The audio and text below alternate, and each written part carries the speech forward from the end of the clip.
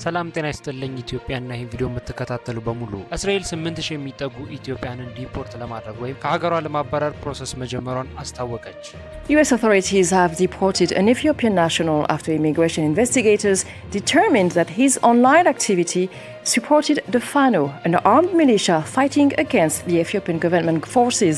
በእስራኤል የምትገኙ ኢትዮጵያ እንዲሁም ወደ እስራኤል ለመግባት እያሰባችሁ የተዘጋጃችሁ ያላችሁ ሰዎች ጥንቃቄ ማድረግ ይኖርባችኋል። በዛሬ ቪዲዮ የእስራኤል መንግስት 8000 የሚጠጉ ኢትዮጵያንን ለማባረር ያወጣውን መግለጫ አንድ ባንድ የምነግራችሁናል። ሙሉ ቪዲዮን መከታተላችሁ እንዳትረሱ። ነገር ግን ከዛ በፊት እኔን ለማታውቁኝ ሰዎች ጆሲ ይባላሉ። እንደዚህ አይነት ከኢሚግሬሽን ጋር የተገናኙ ቪዲዮዎች ስለሆነ ማዘጋጀው ከኢሚግሬሽን ጉዳይ ጋር የሚገናኙ ቪዲዮዎችን ማግኘት የምትፈልጉ ኢትዮጵያን ቻናሉን ሰብስክራይብ ማድረጋችሁን እንዳትረሱ። ቪዲዮንም ላይክ ያደረጋችሁ መጀመራችሁ እንዳትረሱ። ወደ ጉዳያችን ንግባ።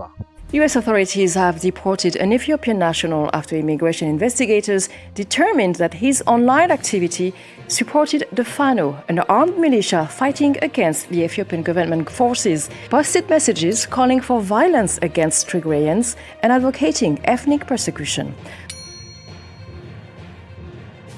የዚህን ዌብሳይቱን ሊንክ ዲስክሪፕሽን ቦክስ ውስጥ እንዲሁም የኮሜንት መጀመሪያ ላይ ያስቀምጥላችኋለሁ። ያስቀምጥኩላችሁ ሊንክ ተጠቅማችሁ ስትመጡ ዌብሳይቱ ልክ በዚህ በምትመለከቱት መልኩ ነው የሚከፍተው። እዚህ ጋር እንደምትመለከቱት እስራኤል 8000 የሚጠጉ ኢትዮጵያንን ማለትም በእስራኤል የሚገኙ 8000 ኢትዮጵያንን ዲፖርት ለማድረግ ወይም አገሯን ለቀው እንዲወጡ ለማባረር እቅድ እንዳላት የሚገልጽ ፖስት አለ እዚህ ጋር የምትመለከቱት ማለት ነው። እሱን አንድ ጊዜ ትነኩታላችሁ። ራሱ ሪዳይሬክት አድርጎ ወደዚህ ወደምትመለከቱት ወደ ውስጥ ፔጅ እንዲያስገባ ነው። ልክ በዚህ በምትመለከቱት መልኩ ራሱ ዳይሬክት አድርጎ ወደ ውስጥ ፔጅ አስገብቶናል። እዚህ ጋር እንደምትመለከቱት አጠቃላይ ያሉትን ኢንፎርሜሽኖች ማለትም የእስራኤል መንግስት ለምንድነው ኢትዮጵያንን 8000 የሚጠጉ ኢትዮጵያንን ሊያባረር ያሰበው፣ እንዲሁም ምን አይነት ስደተኞችን ምን አይነት ኢትዮጵያኖችን ነው ማባረር ያሰበው፣ እንዲሁም ወደ እስራኤል ለመግባት እያሰበን እየተዘጋጀን ፕሮሰስ ላይ ያለን ሰዎችስ ምንድነው ማድረግ የምንችለው፣ ጣፈንታችንስ ምንድነው የሚለውን አጠቃላይ መረጃ እዚህኛው ፔጅ ላይ ተዘርዝሮ ተቀምጧል። ስለዚህ አንድ ባንድ የገባውኝ የምነግራችሁ ይሆናል። በያዝነው ወር ማለትም በማርች 2026 እስራኤል ማስ ዲፖርቴሽን ለማድረግ ማለትም 1000 የሚቆጠሩ በሺዎች የሚቆጠሩ ኢትዮጵያንን ዲፖርት ለማድረግ እቅድ እንዳላት ገልጻለች። ይህም የሚጀመረው ከአፕሪል ማለትም አሁን ከያዝነው ወር ቀጣይ ማለት ነው በሚመጣው ወር ማለት ነው ከአፕሪል ሚድ ወይም ከአፕሪል አጋማሽ በኋላ ዲፖርት ማድረግ እንደምትጀምር ተገልጿል። እዚህ ጋር እንደምትመለከቱት ዘ ዲፖርቴሽን ፕላን ታርጌት አፕሮክሲሜትሊ 8000 ኢትዮጵያን ናሽናልስ ይላል። ይምን ማለት ነው ዲፖርት ለማድረግ እቅዳቸው ወይም ዲፖርት እናደርጋለን አሁን በመጀመሪያው ፌዝ ወይም በመጀመሪያው ዙር ዲፖርት እናደርጋለን ብለው ያሰቡት 8000 የሚጠጉ ኢትዮጵያንን ነው። ይህም 8000 የሚጠጉ ኢትዮጵያንን ማባረር የታሰበበት ምክንያት ወይም ዲፖርት ማድረግ የተፈለገበት ምክንያት በጦርነት ምክንያት ማለትም በትግራይ ጦርነት ወቅት እንዲሁም በተለያዩ በኢትዮጵያ በተከሰቱ ጦርነቶችና ግጭቶች እንዲሁም ደግሞ የሰላም ማጣትና በፖለቲካ ጉዳይ ወደ እስራኤል የገቡ 8000 ኢትዮጵያንን ነው አሁን መልሰው ወደ ኢትዮጵያ ዲፖርት ለማድረግ ወይም ከሀገራቸው ለማስወጣት እያሰቡ ያሉት። እዚህ ጋር እንደምትመለከቱት ዘ ብሬክዳውን ኪ ዲቴል ኦፍ ፖሊሲ ይላል። ፖሊሲውን ብሬክዳውን ስናደርግ ወይም ዲቴል ፖሊሲው ምን ይላል የሚለውን በምንመለከትበት ጊዜ It's an Israeli school with no Jewish children. They're all from refugee families. 70% of them have no official status in Israel. That doesn't stop them.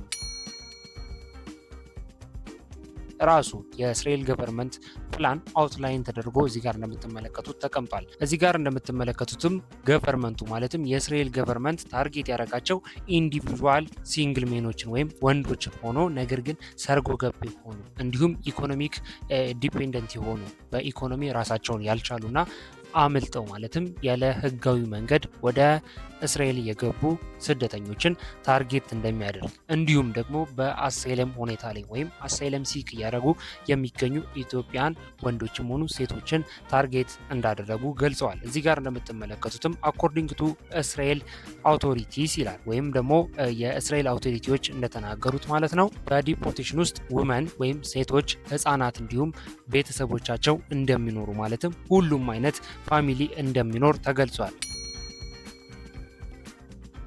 እንዲሁም በአሳይለም ሁኔታ ወይም አሳይለም ሲክ እያደረጉ ያሉ ኢንዲቪዥዋሎች ወይም ስደተኞች ይባረራሉ ሲባል ከ2018 በፊት ወይም ደግሞ 2018 እና ከዛ በፊት ለአሳይለም ሪኩዌስት ያደረጉ ወይም ደግሞ ከዛ ጊዜ ጀምሮ አሳይለም ፔንዲንግ ላይ ያሉ ወይም አሳይለም ሪኩዌስት አድርገው ፔንዲንግ ስታተስ ላይ ያሉ ስደተኞች በሙሉ ወደ ሀገራቸው ወይም ወደ ኢትዮጵያ ዲፖርት እንደሚደረጉ ተገልጿል። እዚህ ጋር እንደምትመለከቱትም የእስራኤል ሃይ ኮርት ወይ ደግሞ ከፍተኛ ፍርድ ቤት የምንለው ከዚህ በፊት ዲሳይድ አድርጎ ነበር። ማለትም በ2021 በ2021 ማለት ነው ውሳኔ ወስኖ ነበር። ውሳኔም የተወሰነው በእስራኤል የሚገኙ ኢትዮጵያን ፕሮቴክሽን እንዲያገኙ ማለትም ቴምፖራሪ ፕሮቴክሽን እንዲያገኙ ወይም ቴምፖራሪ ግሩፕ ፕሮቴክሽን የሚባለው ውስጥ እንዲገቡ ተወስኖ ነበር። ይህም የተወሰነበት ምክንያት የትግራይ ዋር ወይም የትግራይ ጦርነት ስለነበረ ነው ማለት ነው። አሁን ይህንን ውሳኔውን የፌዴራል ፍርድ ቤት ወይም ከፍተኛ ሱፕሪም ኮርት ማለት ነው ይህንን ውሳኔ ሪቮክ አድርጓል ወይም አንስቶታል። ይህ ማለት ማንኛውም በእስራኤል የሚገኝ ኢትዮጵያዊ ፕሮቴክሽን አያገኝም ወይም ደግሞ ምንም አይነት ከለላ ማግኘት አይችልም ማለት ነው። ስለዚህ ዲፖርት ማድረግ ይችላል የእስራኤል መንግስት ማለት ነው። በዚህም ምክንያት ነው የእስራኤል ገቨርንመንት ይህንን ውሳኔ ማለትም 8000 የሚጠጉ ኢትዮጵያንን ከሀገሩ ለማስወጣት ውሳኔ ላይ የደረሰው። In a complex rescue mission earlier this month, 9 Israeli nationals were rescued from Ethiopia, following the eruption of a surprise conflict around them. But now, with the conflict continuing, the question is, what about the Ethiopian Jews waiting to become Israelis, many of whom have been stuck in Ethiopia for decades, and who are now also caught in the crossfire? እዚህ ጋር እንደምትመለከቱትም የፌዴራል ፍርድ ቤቱ ይህንን ውሳኔ የወሰነበት ምክንያት ማለትም ይህንን ፕሮቴክሽን ስታተስ እንዲነሳ የወሰነበት ምክንያት አሁን ኢትዮጵያ ላይ ስቴብል የሆነ የጸጥታ ሁኔታ ስላለ ማለትም የትግራይ ጦርነቱም ስለተቋጨ ወይም ስለተጠናቀቀና ምንም ለጸጥታ ወይም ለሰላም አስጊ የሆነ ነገር ስለሌለ የፌዴራል ፍርድ ቤቱ ይህንን ፕሮቴክሽን አንስቶታል ወይም ሪቮክ ማድረጉን አሳውቋል። እዚህ ጋር እንደምትመለከቱትም ሪሴንት አሬስት የሚለው ማለትም አሁን በያዝነው ማርች ወር ማለት ነው ስደተኞች ማለትም አሳይለም ሲከሮች መታሰር መጀመራቸውን ወይም ወደ እስር ቤት መግባት መጀመራቸውን የራሱ የእስራኤል ገቨርንመንት አሳውቋል። እንዲሁም እዚህ ጋር በሁለተኛ ደረጃ እንደምትመለከቱትም ፎርማል ሪሙቫል ዴቱም አናውንስ ተደርጓል። ማለትም መቼ እነዚህ የታሰሩ አሳይለም ሲከሮች ወይም እነዚህ ስደተኞች መቼ ዲፖርት መደረግ እንደሚችሉ ስኬጁል አውጥተዋል ማለት ነው። እዚህ ጋር በምትመለከቱት መልኩም አሁን የፊታችን ማለት ነው ከአፕሪል 18 2026 ጀምሮ ዲፖርት ለማድረግ መዘጋጀታቸውን ገልጸዋል።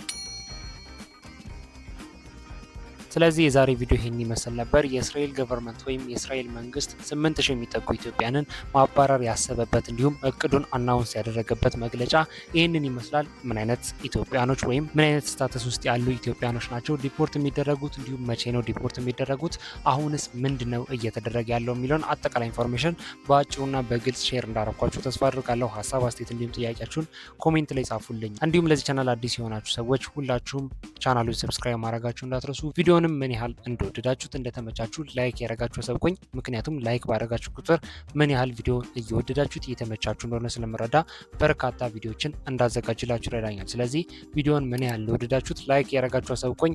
በቀጣይ በሌላ ቪዲዮ እንገናኛለን። መልካም ጊዜ